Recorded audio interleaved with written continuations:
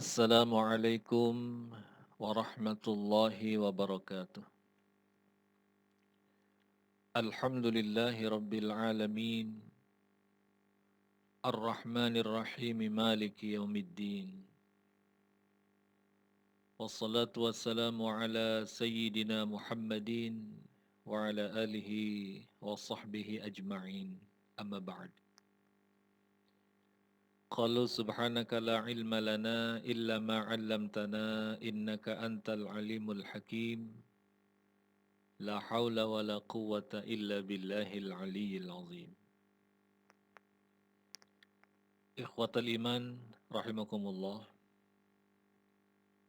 Alhamdulillah, pada kesempatan kali ini saya akan menjelaskan tentang makna kebahasaan surat Al-Fatihah. Ayat kedua yaitu kalimat Alhamdulillah. Hanya pada kalimat Alhamdulillah dan belum berlanjut pada kalimat selanjutnya yaitu Rabbil Alamin. Sebagaimana kita ketahui bahwa surat Al-Fatihah itu disebut sebagai Ummul Quran atau induknya Al-Quran. Kenapa disebut Ummul Quran? Karena dalam surat Al-Fatihah itu secara global menjelaskan tentang kandungan-kandungan yang ada di luar surat Al-Fatihah. Dalam Al-Fatihah menjelaskan tentang tauhid atau akidah. Ada juga pembahasan tentang ibadah, sejarah yang dipaparkan secara global. Baru nanti secara detailnya itu akan dijelaskan pada surat-surat di luar Al-Fatihah. Ikhwatul iman rahimakumullah. Dalam ilmu fikih, tepatnya tentang pembahasan salat, Rasulullah sallallahu alaihi wasallam bersabda, "La salata liman lam yaqra' bi Fatihatil Kitab." Bahwa tidak sah salat seseorang itu yang tidak membaca surat Al-Fatihah. Jadi Al-Fatihah ini menempati posisi yang sangat penting. Baik posisinya sebagai pembuka surat di dalam Al-Quran, yang karena itu namanya Al-Fatihah, juga pada saat kita melaksanakan sholat. Nah, sesuatu yang diharuskan untuk dilakukan atau dibaca, yang kalau tidak dilakukan atau dibaca itu menjadi batal atau tidak sah salatnya, maka ini mengisyaratkan pada kita ada hal besar yang perlu kita pelajari. Ada hikmah yang banyak yang harus kita tangkap untuk kemudian kita amalkan. Karena itu, mari kita coba bahas bagian per bagian dari ayat-ayat surat Al-Fatihah ini. Semoga membuat kita menjadi lebih mengerti dan menghayati minimal pada saat kita membacanya.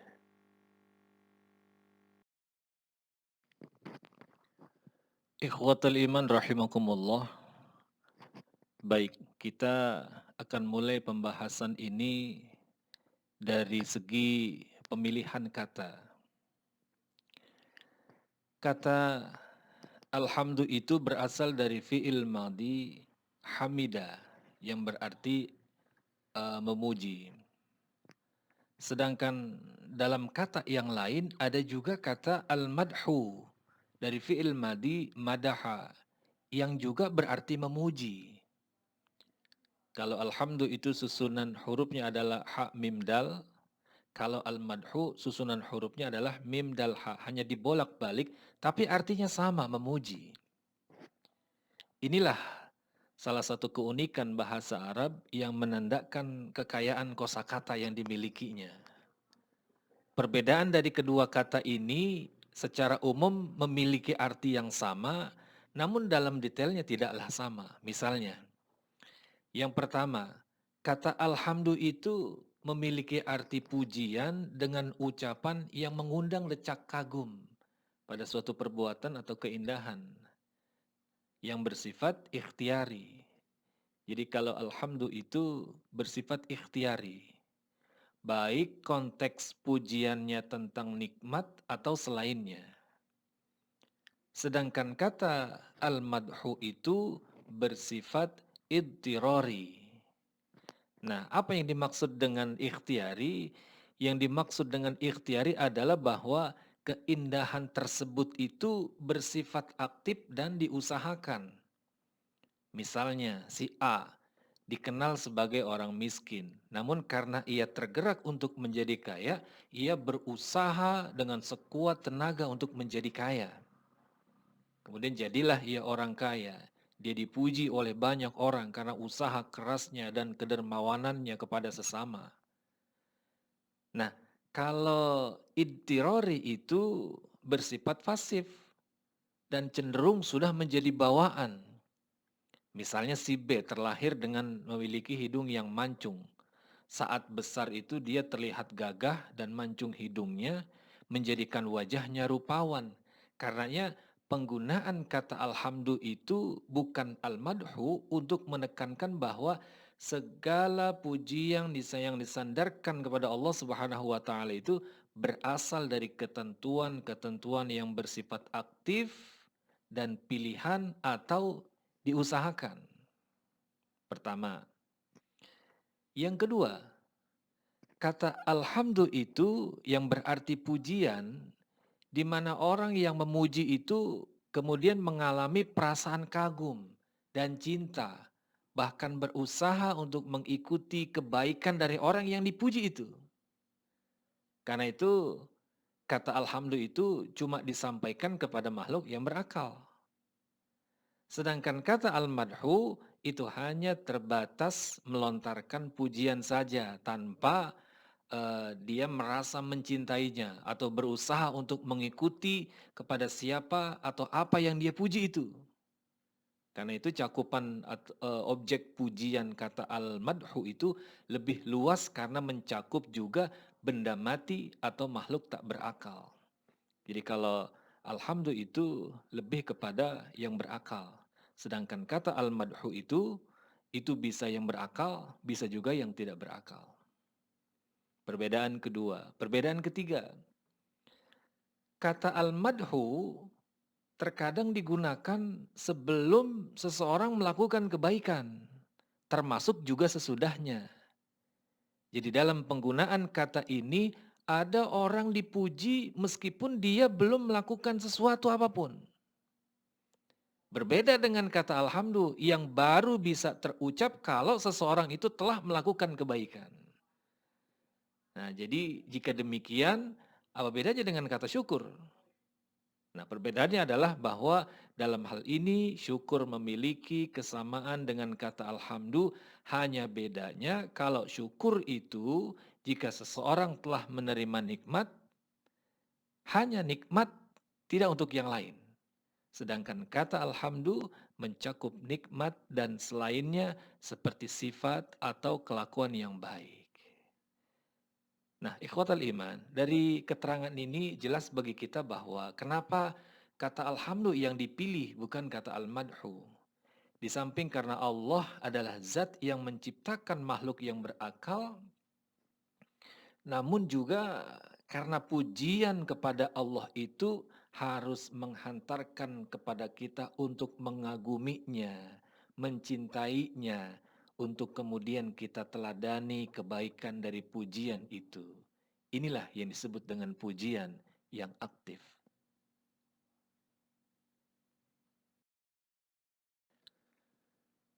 Ikhwatul iman rahimakumullah. Marilah kita lanjutkan kepada pembahasan berikut.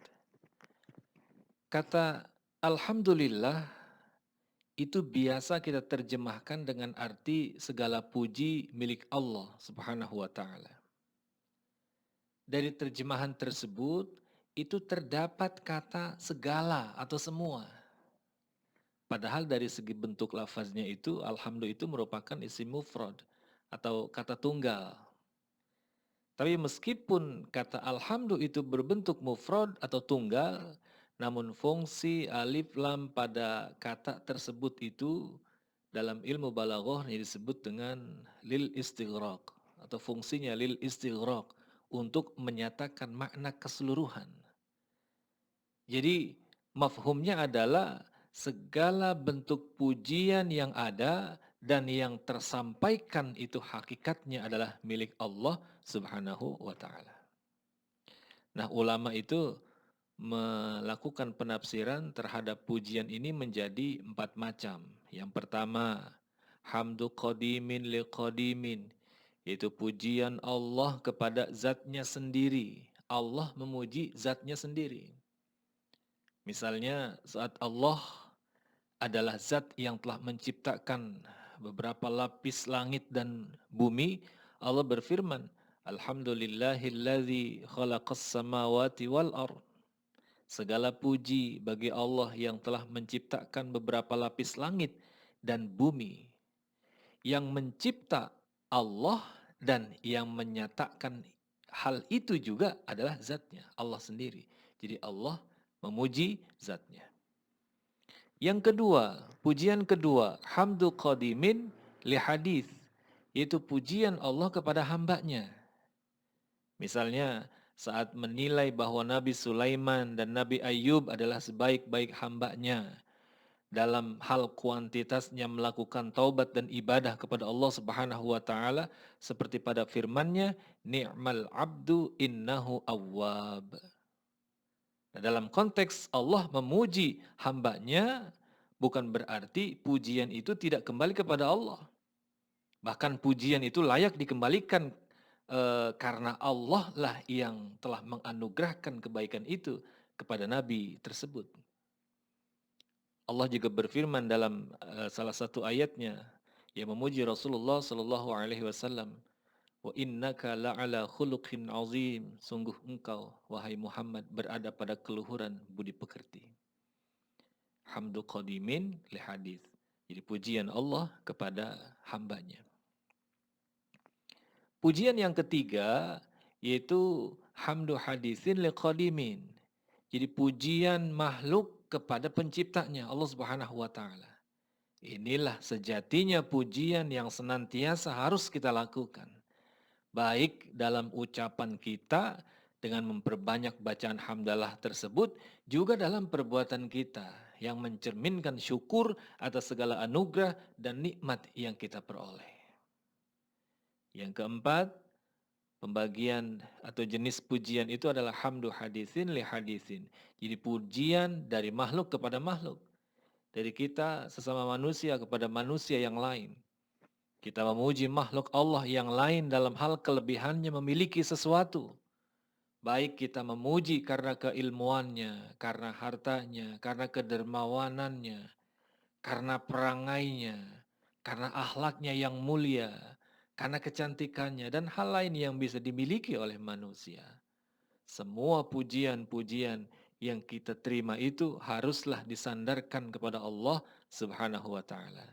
Karena sesungguhnya manusia itu semua berasal darinya dan kapanpun ia akan mengambilnya, Allah akan mengambilnya, manusia itu harus siap melepasnya.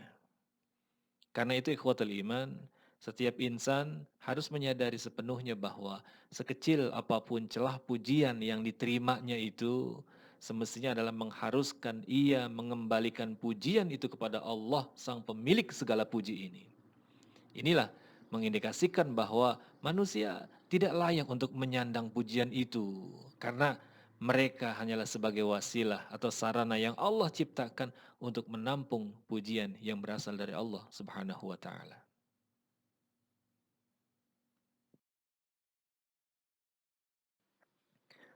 Ikhwatul iman rahimakumullah.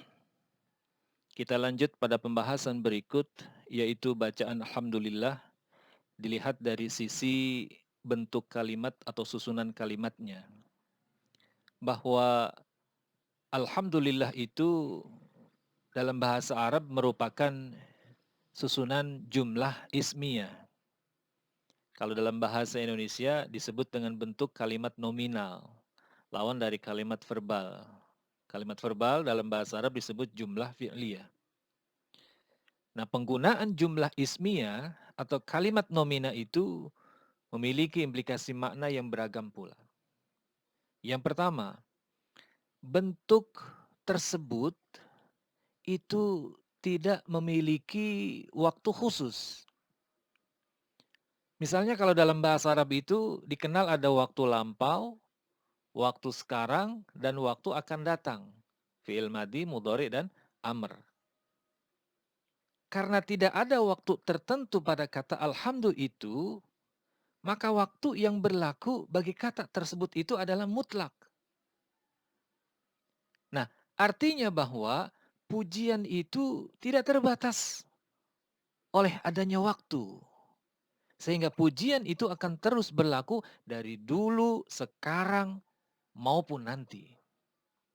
Dan manusia yang memujinya pun tidak akan pernah luput semenjak kehadiran manusia pertama sampai manusia yang terakhir. Contoh lain misalnya di dalam surat Al-Baqarah. Firman Allah, A'udzubillahi minasyaitonirrajim, "Dzalikal kitabu la raiba fihi hudan." Jadi kalau kita terjemahkan Zalikal kitabu la raiba fihi hudan, bahwa Al-Quran itu yang di dalamnya tidak ada keraguan sama sekali, hudan, menjadi petunjuk. Nah, hudan dengan alhamdulillah itu sama. Masdar yang tidak memiliki waktu khusus. Karena tidak memiliki waktu khusus itu, maka Al-Quran itu menjadi petunjuk baik dulu, sekarang, maupun nanti. Ini yang pertama. Yang kedua, penggunaan jumlah ismiyah itu adalah bentuk penggunaan orang ketiga. Yang belajar bahasa pasti paham bahwa ada orang pertama, ada orang kedua, dan orang ketiga. Kalau orang pertama berarti saya atau kita atau kami. Kalau orang kedua kamu, dan kalau orang ketiga itu dia atau mereka.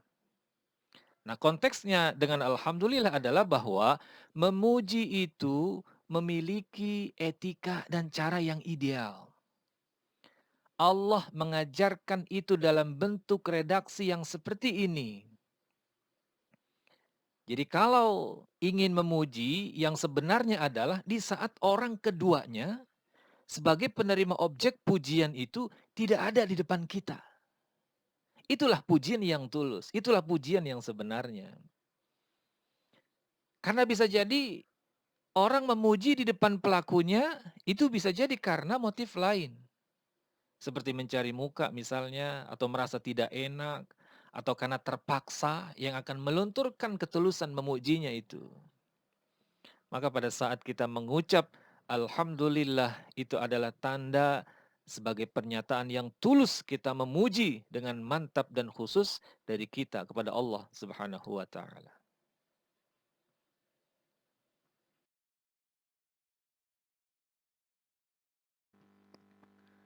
Ikhwatal iman rahimakumullah, kita lanjutkan. Kalau sebelumnya bacaan alhamdulillah itu dari segi susunan kalimatnya adalah sebagai jumlah ismiyah. Kalau dari segi fungsi susunan kalimat itu, maka alhamdulillah itu merupakan jumlah khobariyah atau kalimat berita. Nah, penggunaan jumlah khobariyah itu untuk menjelaskan informasi tentang tetapnya sifat pujian itu hanya milik Allah. Dalam bentuknya itu terdapat beberapa penjelasan. Yang pertama, kalau menggunakan kata kerja, maka pelakunya itu terbatas pada orang tertentu saja. Alhamdulillah misalnya dirubah menjadi kata kerja ahmadu, artinya saya memuji. Atau tahmadu, kamu memuji. Atau bahkan sampai nahmadu pun, kami memuji, itu belum menjadi jaminan bahwa ketika mengucapkan itu untuk keseluruhan. Tapi bisa jadi hanya untuk komunitas tertentu. Nah, pertanyaannya adalah bagaimana dengan yang lain? Maka tepat sekali ketika dibuat dengan kata alhamdulillah, yang berarti semuanya bisa tercakup tanpa ada pembatasan orang yang mengucapkannya. Yang kedua, secara bentuk kata ini memang, alhamdulillah ini memang bukan berasal dari kata kerja. Namun hakikatnya ini adalah bentuk perintah. Kalau dalam ilmu balaghahnya disebut khabariyatun lafzon insya'iyatun ma'nan.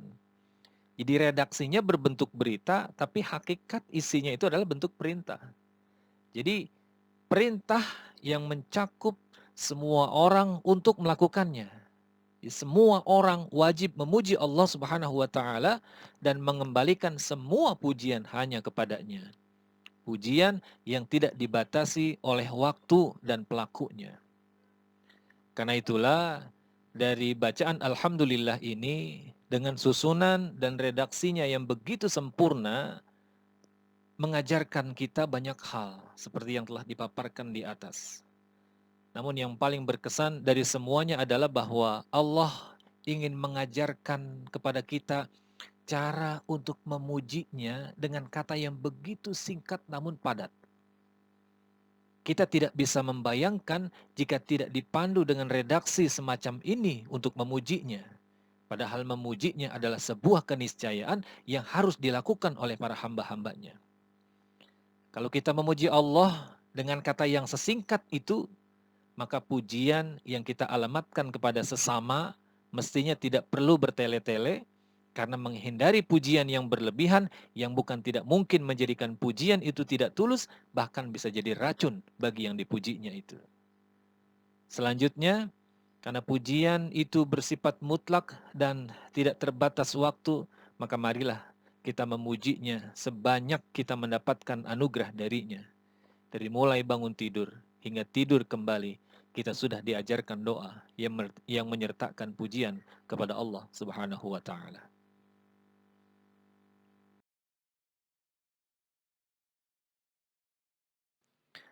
Ikhwatul iman rahimakumullah.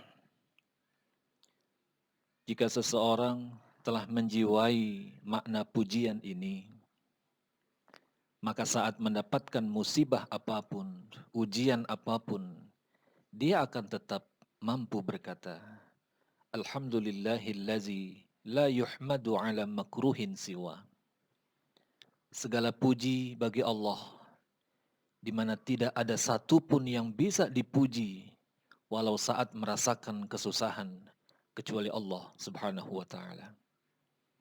Semoga pujian yang kita haturkan kepada Allah Subhanahu wa taala membuat kita mampu meneladaninya dan selalu menjadi hambanya yang penuh syukur. Amin ya rabbal alamin. Hadani Allah wa iyyakum ajma'in. Wassalamualaikum warahmatullahi wabarakatuh.